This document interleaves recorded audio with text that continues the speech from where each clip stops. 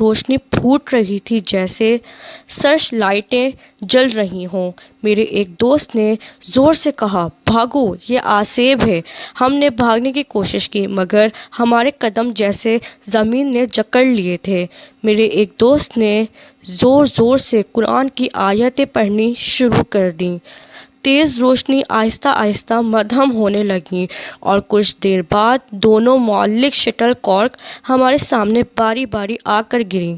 کسی میں اتنی ہمت نہیں تھی کہ انہیں ہاتھ لگاتا۔ اس دوران بجلی بھی آ گئی تھی۔ ہم چاروں وہاں سے جتنی تیز اور رفتاری سے بھاگ سکتے تھے بھاگے۔ ہمیں جیسے شہر سے آزاد کر دیا گیا تھا۔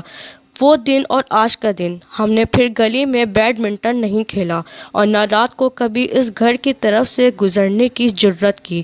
تحقیق کرنے پر پتہ چلا کہ تقریباً 40 سال پہلے اس گھر میں کسی